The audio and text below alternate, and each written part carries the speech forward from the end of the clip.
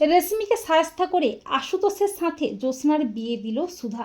হ্যাঁ বন্ধুরা, আমরা এমনটাই দেখতে পাবো শুভ বিবাহ ধারাবাহিকের আগামী পর্বগুলোতে। সব বাধা নিষেধ উপেক্ষা করে অফিসার আশুতোষের সাথে জ্যোৎস্নার বিয়ের আয়োজন করে সুধা। বিয়ের শুভ লগ্ন চলে আসে, জ্যোৎস্নাকে কোণে বেশে সাজিয়ে দেয় সুধা, আর আশুতোষও বর বেশে সেজে ওঠে।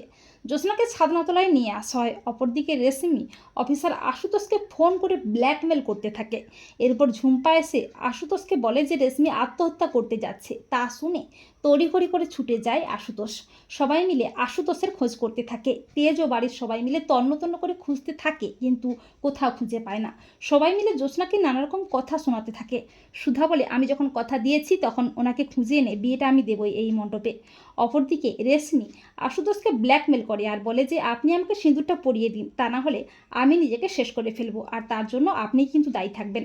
রেশমি জোর করতে থাকে আশুতোষের হাত থেকে সিঁদুরটা পরার জন্য। আর ঠিক তখনই সুধাও চলে আসে। সুধা রেশমিকে দেয় একটা ঠাটিয়ে চড়। সুধা বলে, রেশমি এসব তুমি কি করছো? জোর করে কারো ভালোবাসা পাওয়া যায় না, আমি তোমাকে আগেও বলেছি এখনও বলছি। এরপর সুধা শেষ মুহূর্তে আশুতোষকে নিয়ে বিয়ের মণ্ডপে হাজির হয়। সবাইকে সব ঘটনা জানিয়ে অবশেষে আশুতোষের সাথে জ্যোৎস্নার চার হাত এক করে দেয় সুধা। তো বন্ধুরা, তোমরাও এটাই চাও তো যে রেশমিকে শাস্তি করে আশুতোষ ও জ্যোৎস্নার বিয়ে যেন দেয় সুধা? কমেন্ট করে এক্ষুনি জানিয়ে দাও তোমাদের মতামতটি।